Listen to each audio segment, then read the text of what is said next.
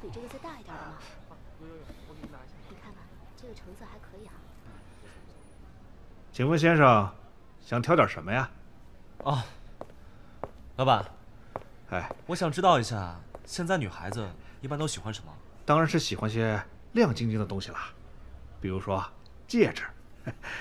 不知道先生是送给什么样的女孩子的东西啊？她把她人生中最重要的东西给我了，我想回她一个礼。你们发展到这种情况的话呢，只有这个，跟我来。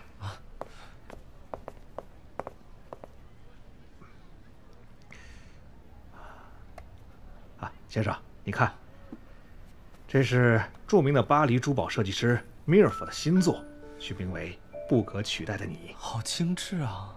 不过呢，这个戒指吧，是对戒，在我们这儿不单售。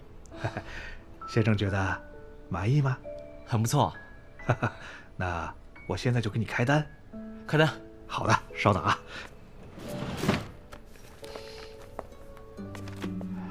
哎，对了，请问先生需要在戒指上刻上你们的名字吗？这个就不需要了，老板。我自己是医生，我觉得我要用手术刀亲手刻上名字的话，会更有意义。这个好，这个好。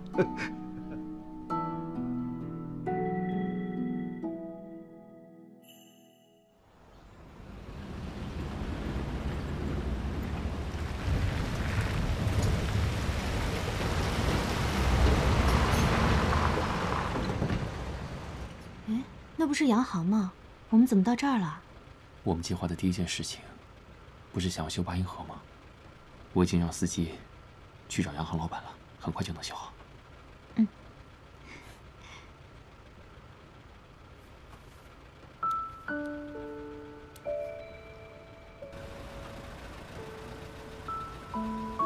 还是第一次看到这街安静的样子，可真美啊！你记不记得小时候？那时候还没有电车，道路也没这么平整，街上乱哄哄的。可是啊，有很多推着糖水的小车。那时候我就天天盼着你，带我来街上玩。是啊，我记得当时你还是一个馋嘴的小姑娘，看到什么都想吃。吃坏了好几次肚子，当时都是林叔帮你治好的。后来我从林浩那儿要来了药方，你再闹肚子，就没有人知道了。你说的我很馋嘴一样，明明也没有几次。那怎么办？谁让我都记得呢？要不要我再跟你重复一次？哎，不要说，不要说。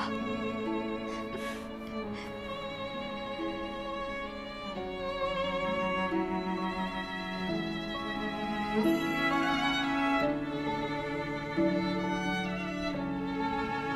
等我一下。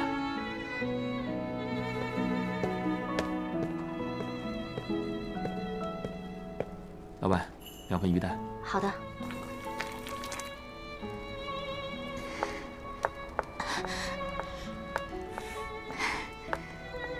尝一尝。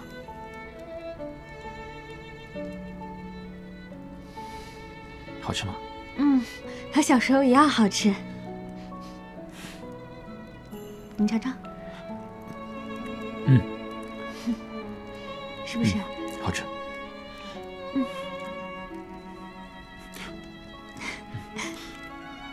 你多吃点。嗯，你也吃。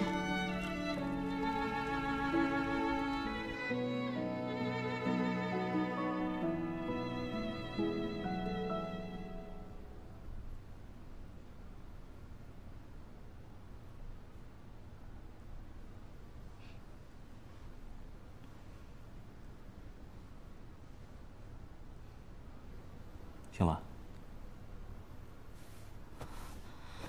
感觉有没有好一点？好多了。给你煎的药。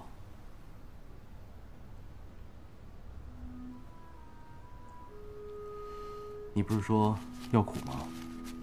我帮你准备了一点巧克力。来。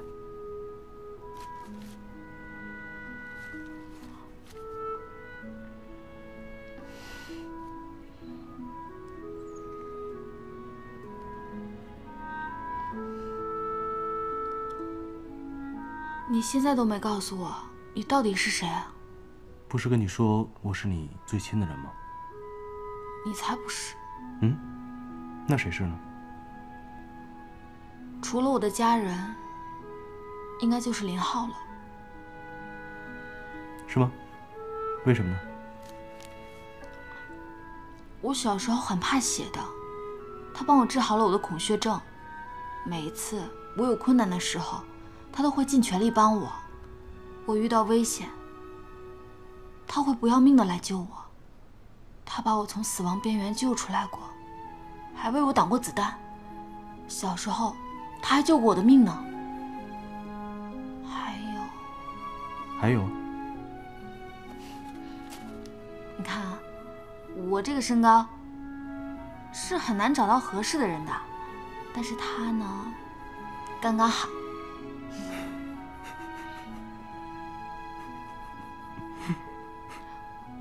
我要去找他了。哎，别到处跑了，我答应你，你把药喝完，睡一觉，明天睡醒了，我保证把你口中的林浩还给你。真的？真的。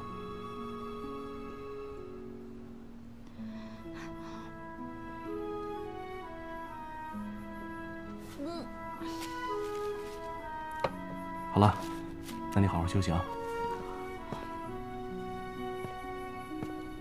你要走了吗？嗯。我还有点害怕，你可以陪我等林浩回来之后再走吗？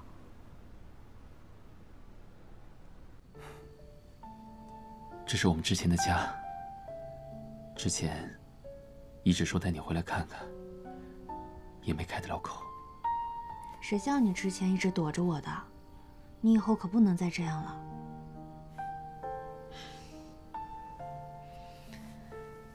庄宇，我有好多话想问你，比如说，3年前你是怎么把我认出来的？还有啊，后来我知道是你，但是你打死不承认，你心里是不是也挺难过的？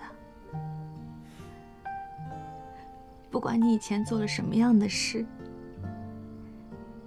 你遇到了什么样的困难，都不重要。我希望你不要为我复仇。我想你过一次你想过的生活。我想你没有害怕，没有畏惧，平平安安、健健康康的过一生。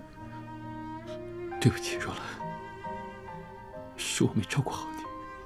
不要说对不起，我今天很开心，真的特别开心。我想以后每天都这么开心。我想跟你一起变老，我还想跟你来世再续。但是没关系，只要有今天，我就已经很开心了。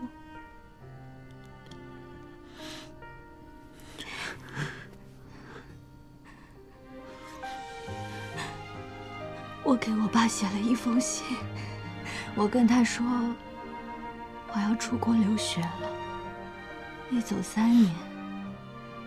你帮我把信给他，3年之后啊，你可以告诉他，若兰她读完书了，她还要继续深造。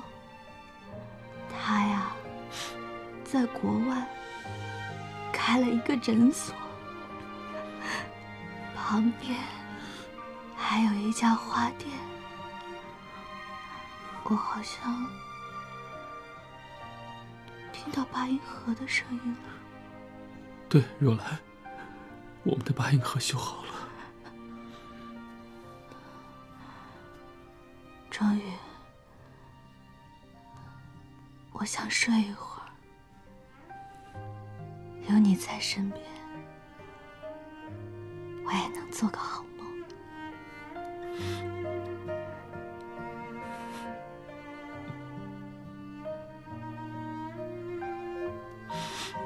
别哭。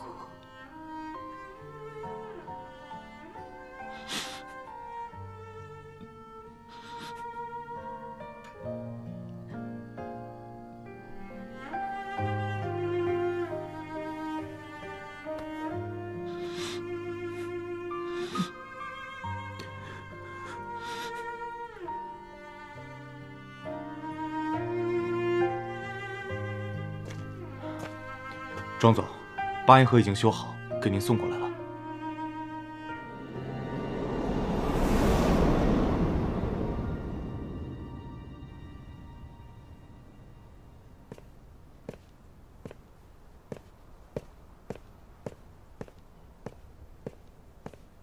先生，这里已经被警局接管了，里边关押着重犯，请您立刻离开。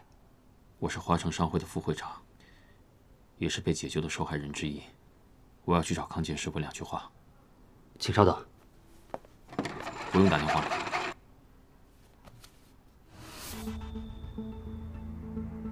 让我进去，这些全是你的。哎，好说好说。左手边最里面那间。哎，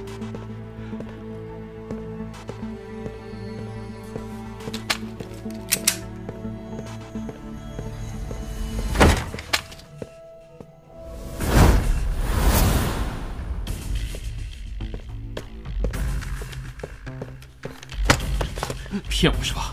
里面根本就没有人。什么？犯人不见了！不好了！犯人不见了！犯人不见了！快来人呐！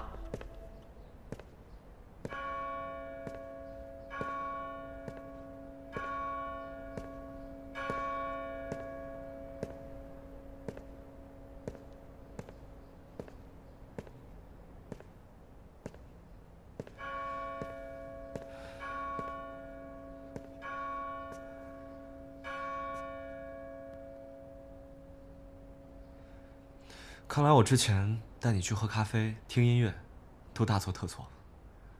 你跟其他女孩不一样，相比那些吵吵闹闹的地方，你更适合这里。这里远离世俗，宁静，又适合思考，像是你喜欢的地方。喜欢？喜欢谈不上，只不过你说想来我常待的地方看看，所以才来的。这里是我平时接任务的地方。你平时来这里都是接那些危险的工作呀？我常常来这里接任务，每次都是一只乌鸦，它来告诉我客户的要求。很多时候没有召唤它，它也会在这儿陪我待上一阵。可它今天没有来。那你没有接任务的时候呢？你会在这里一直等着吗？我除了执行任务，没有其他事情可以做，所以干脆就在这里等。有些时候，一等就是好几天。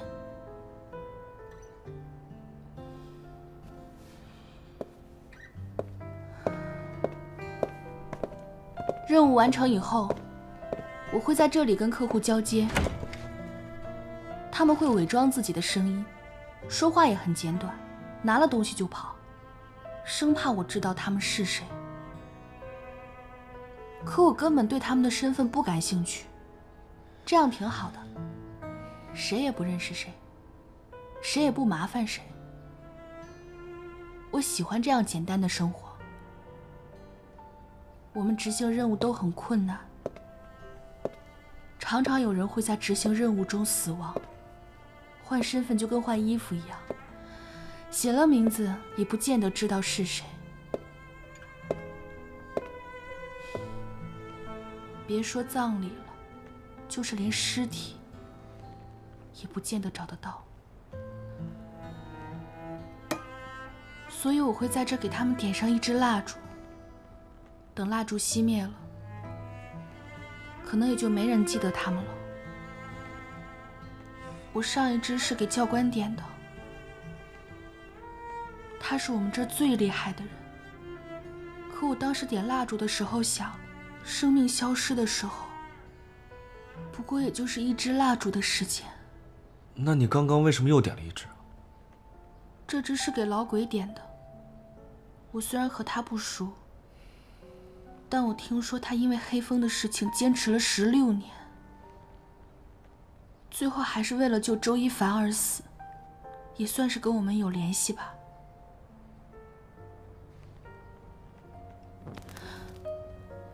你看，又有一支蜡烛灭了，一定是这世界上某一个角落，又有一个人消失了。不，人是不会消失的。老鬼虽然人不在了，但是他的朋友，他警局同事依然都会记得他。你会记得他，周一凡也会记得他，他做过的事情都会存在，他破过的案，他保护过的人是不会消失的，还会有更多的人去完成他没有完成的事情。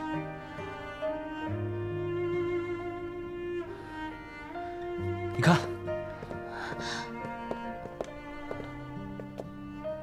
这个地方其实和你想象的不太一样。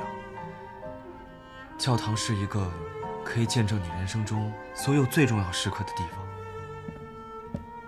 人生中有很多迷茫，甚至还很痛苦，所以人们会选择来这里倾诉，让自己内心平静，跟自己和解，最终找到新的人生方向。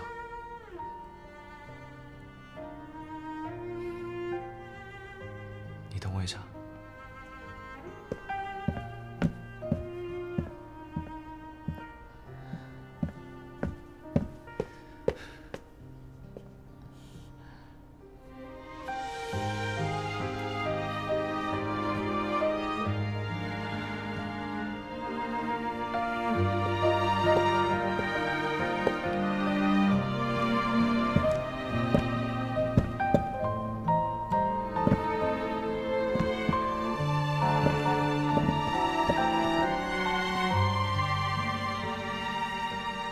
冷月涵女士，你是否愿意面前的这位曾凡先生成为你的丈夫？你愿意与他缔结婚约吗？无论疾病还是健康，贫穷还是富有，或任何其他理由，都爱他，照顾他，尊重他，接纳他，永远对他忠贞不渝，直到生命尽头。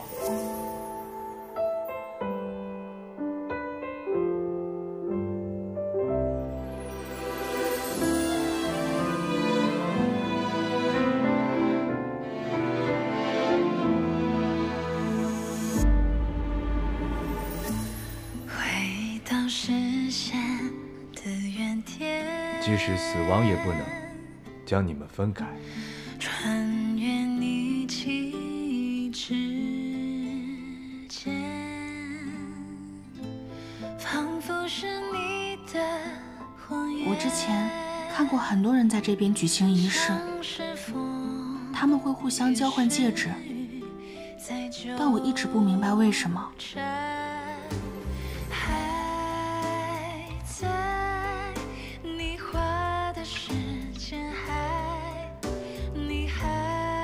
因为戒指两侧的动脉血管直接连接着心脏，所以人们说这里是离心脏最近的地方。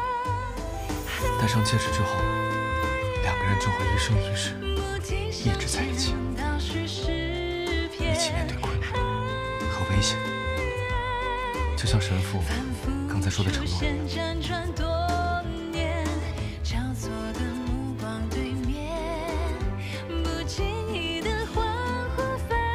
可是，我不想其他人和我一起面对危险，而且这个会妨碍我开枪，会更危险。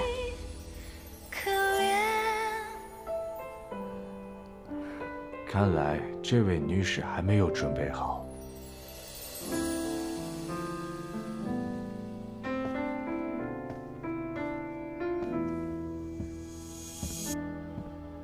小韩，不管你需不需要，我都愿意用未来所有的时间，去让你感受到这个世界的爱。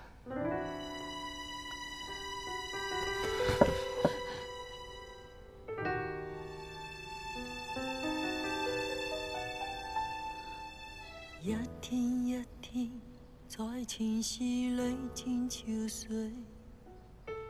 一種一種空虛找不到根據，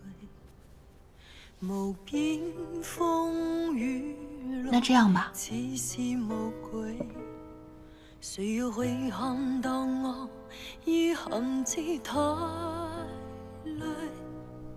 我把它带在这里。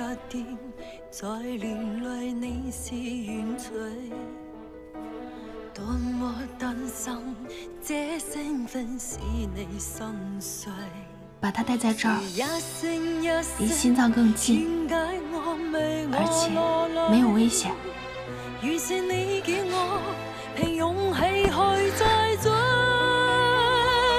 谁从漆黑走到光，绝望之中找到对方。就算几多风雨浪，能携手地笑这拳荒。悬崖天空的曙光，埋藏心底话跟你讲。绝处之中可勇敢，等到希望，只有你在旁。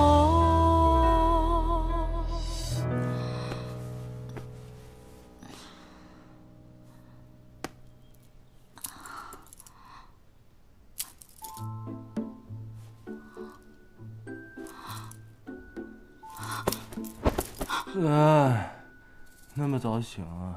多睡会儿吧。林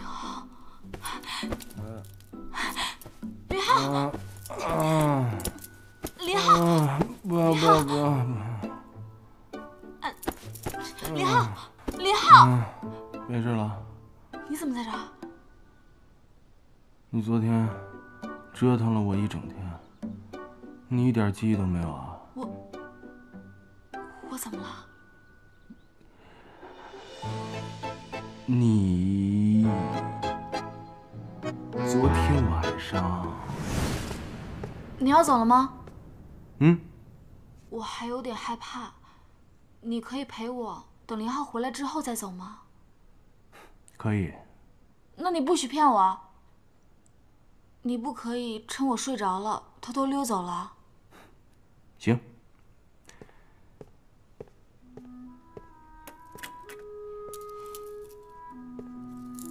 来，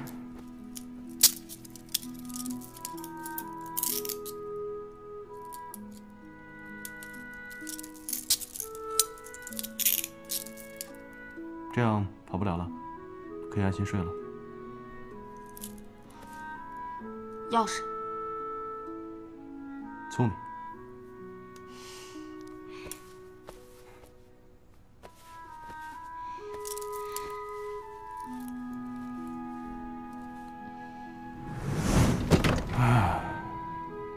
何警官真不负责任，每一次睡完我之后都跑了，还好这一次铐住了，没得跑了。谁要睡你啊？第一次在你家就把我睡了，睡醒了就跑了。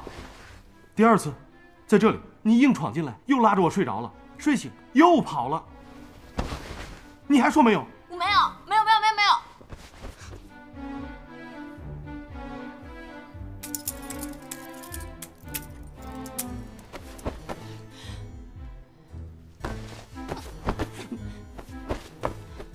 你看，又跑了，没良心。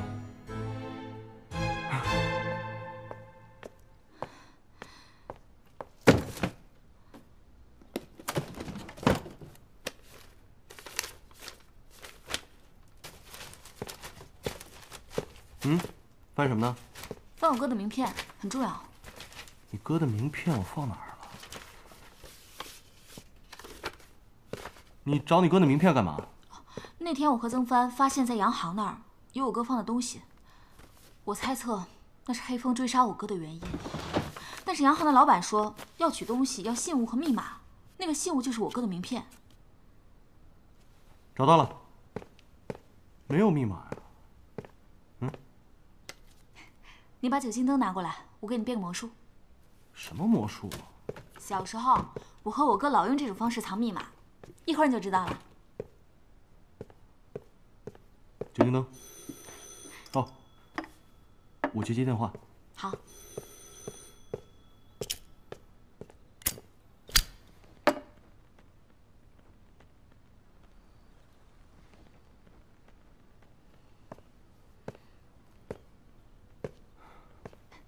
你看，密码出来了。警局来电话说，康健士从疗养院消失了。一切才刚刚开始。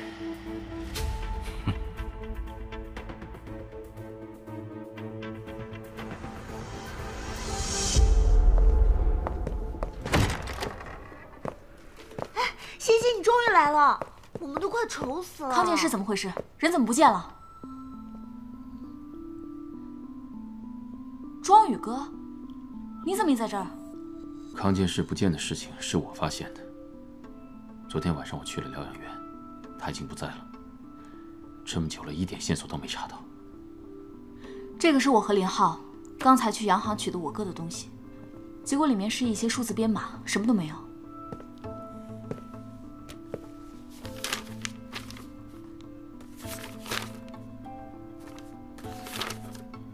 这些数字有点眼熟啊，看起来应该是花城商界惯用的合约编号。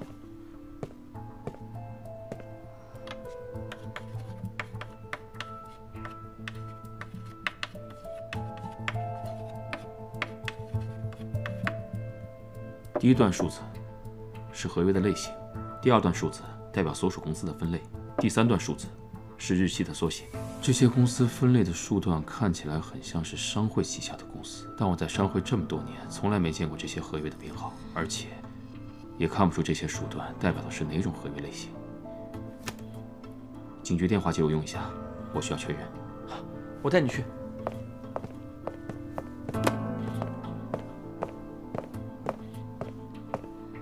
我哥为什么要记这些数字编码呢？如果庄宇说的没错的话，这些合约是合约编码。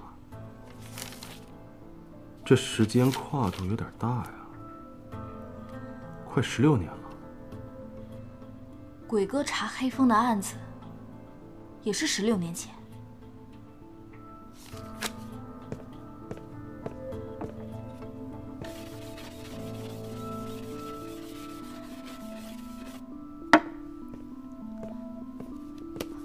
宝贝，把资料收起来。好。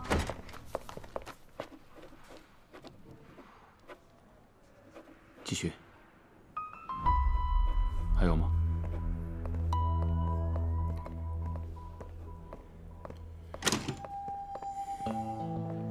核实过了，这些合约全部都是花城商界跟海外公司做的贸易，跨度时间一共是16年，而且确实是跟商会有关，但是商会没有任何的记载。商会有问题吗？不用去商会查，直接去合约审批部门。如果需要帮助的话，宝贝和乌龙可以信得过。想办法把这些合约的原件弄到手，不要以警察的名义，他们不会给的。是，我们马上去查。现在警局说话不方便，我们换个地方说。有安全的地方吗？学姐烧鹅店。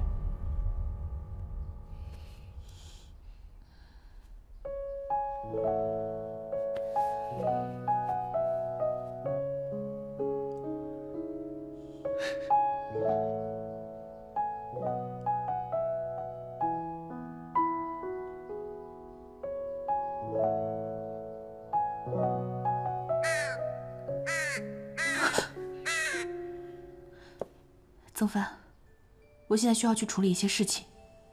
等我回来之后，再听你说那些有关教堂的事，还有结婚的事。小韩，小韩。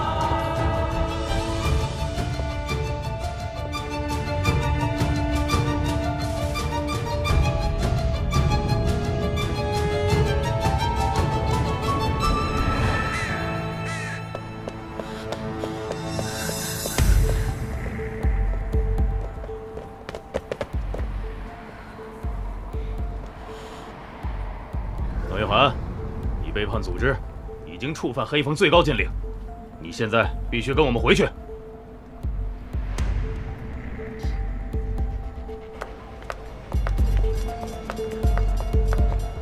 你好，我是商会副会长庄宇的秘书。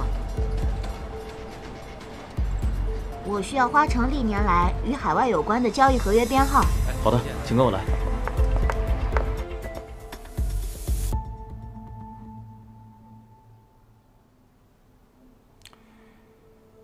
这些黑风成员的名单，是我跟鬼哥最后见面，他托我帮他弄出来的。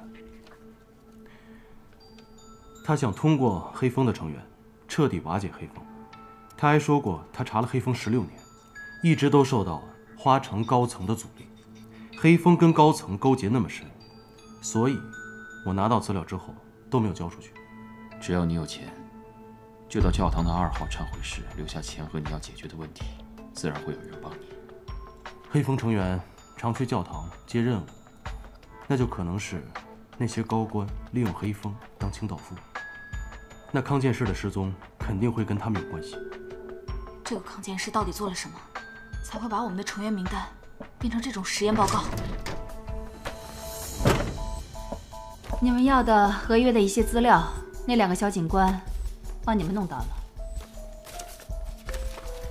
银行行长、海关总署、检察院院长，你们招惹的这些人，都是些了不起的人。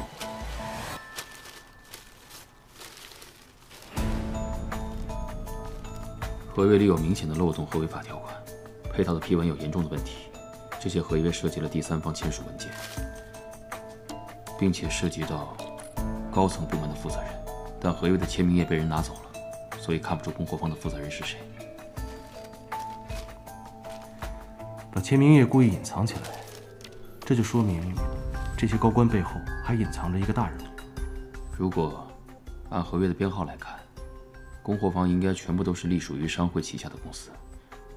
这么多年来，不经过我的手办理，却能通过商会的所有相关手续，能做到这件事情的，只有一个人：曾万熙。我这里还有一些额外的情报送给大家。他们这帮人都有一个共同点，都是在16年前同一个时间发家暴富，平步青云。16年前，那跟石井街冤案的日子是一样的，不会是巧合。这些事情会不会都跟他们有关？看来我得好好的跟我那位父亲聊一聊了。我也要找一找康健士了。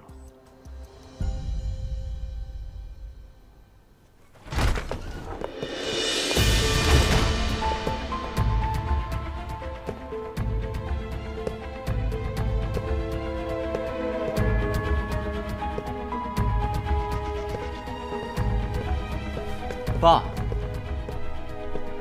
您怎么来了？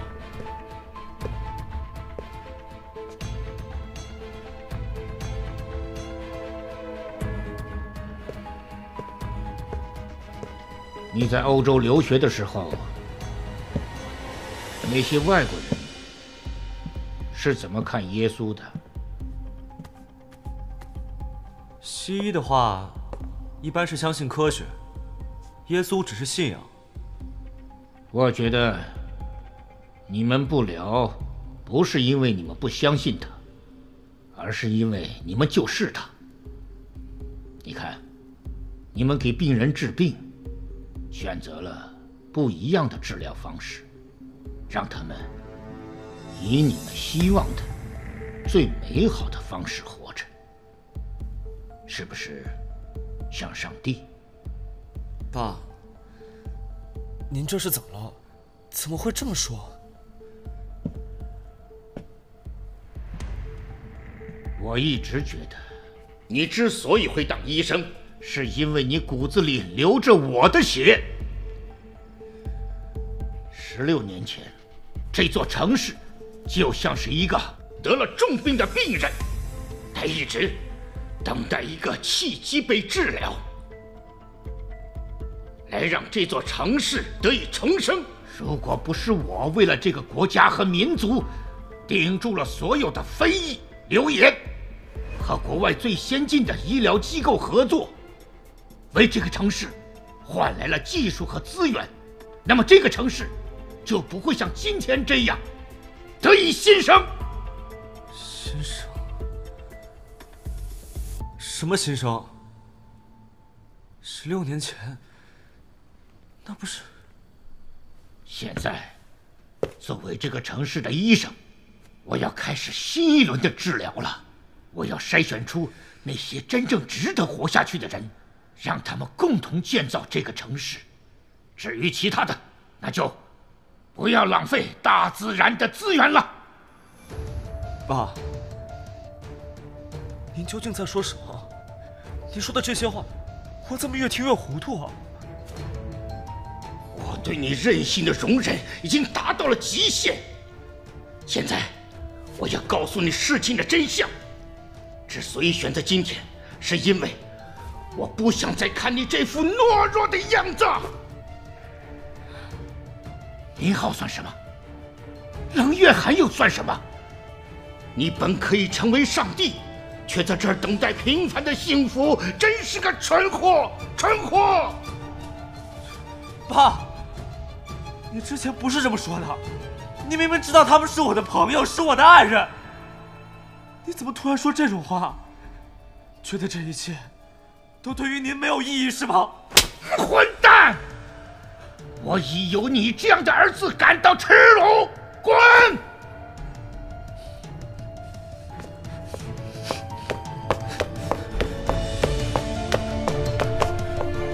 小韩，你怎么才来？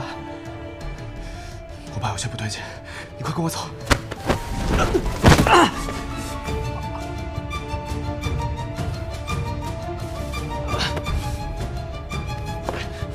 小韩。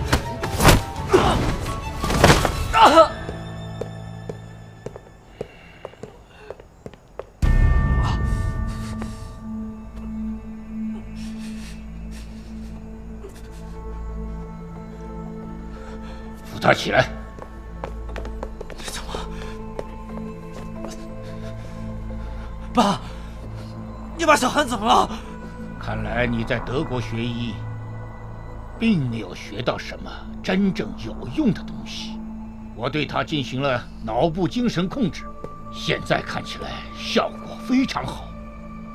只需要喝一杯咖啡的时间，就可以改变和控制病人的情绪。爸，您怎么能说出这样的话？上次在商会的时候，您说您不想再当会长，只想做一个慈善有爱的父亲。看着我们长大，看着我们幸福，你是骗我们的吗？你确实长大了，而且还很能干。那天晚上，我看了你的工作成果，你离真相只有一步之遥。作为父亲，我就要帮你走完这最后一步。我已经为你准备了一个理想的国度，只有配得上你的人，才能和你在那里留下。你是我的儿子，我要你和最优秀的人在一起。爸，你疯了！爸，带走！放开！放开！放开我！放开！爸！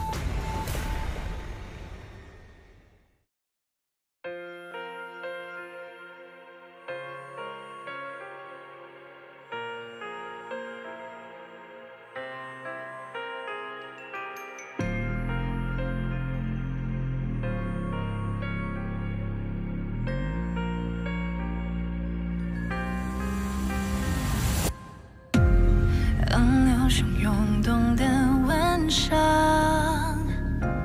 身上的伤痕带进了多少风霜，火光楼花的空木窗，禁锢着内心滚烫。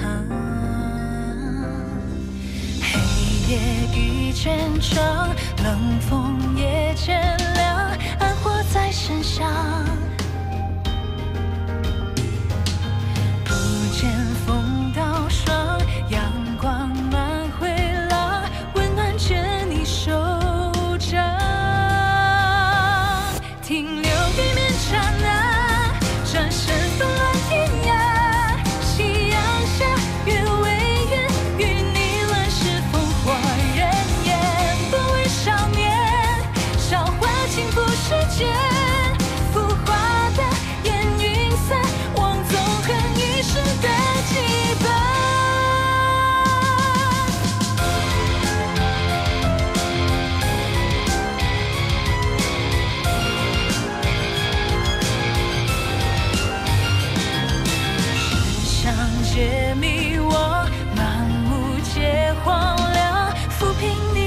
下。